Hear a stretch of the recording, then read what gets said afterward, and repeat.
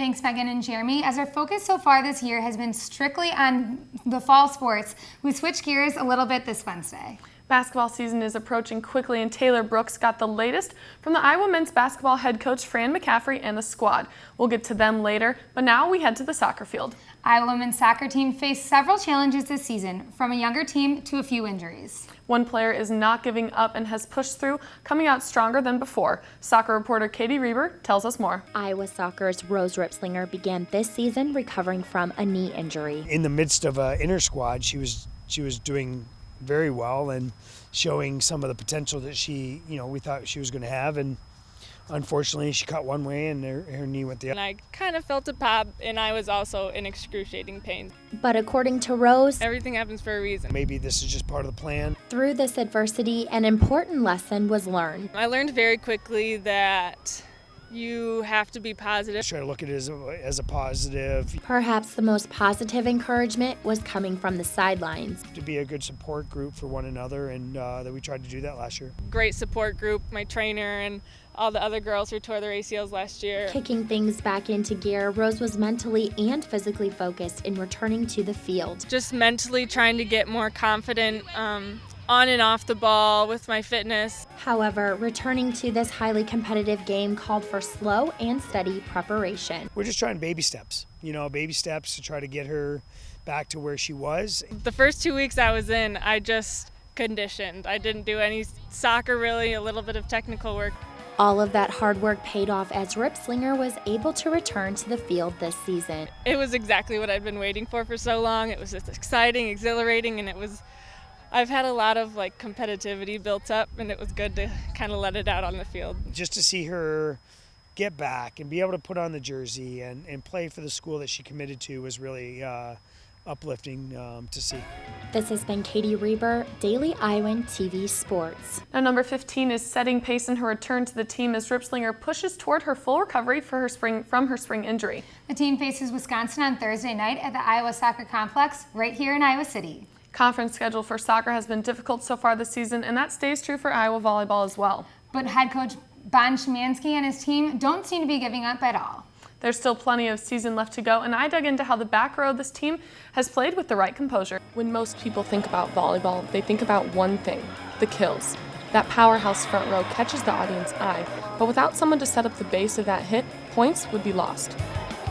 The Iowa women's volleyball back row works hard in practice and in games to make sure they're sending the perfect defensive pass to set up the offense and snatch the point.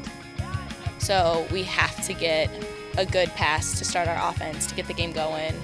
And so our position is very a must thing, but that's the mentality we have to have, so it's a good challenge. Though back row players might not get as much glory as the front row players do, they still play a crucial role in the team's success. I decided I should put myself in their shoes for a bit to see what it's like digging up some hardcore hits.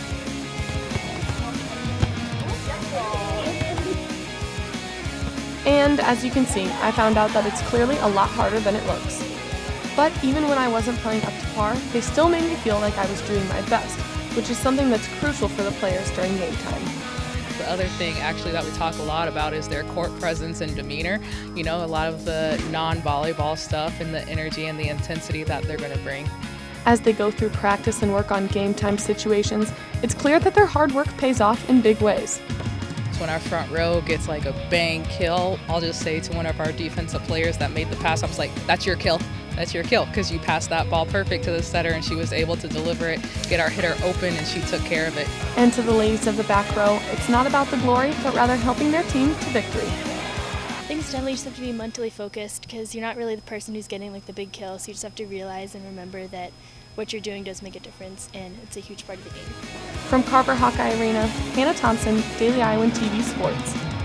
The ladies take on Michigan and Michigan State within the next couple of days, so they're really amping up their Big Ten match play. They definitely still have a chance to turn this season around, and they seem to have the right attitude.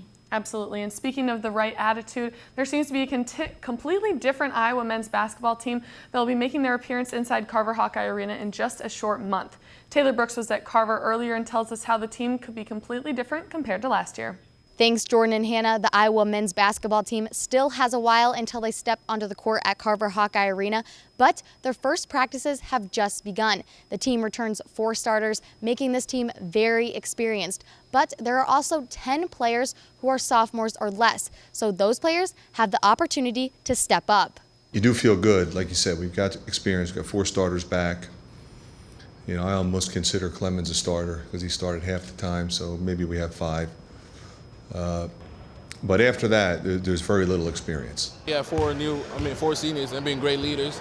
Chemistry is great. The newcomers, we all been great off and on the court. So we've made a lot of steps. Each and every year we keep getting better, and we're looking to continue the trend. We're really looking to make another jump this year, and we feel like we have the team to do so.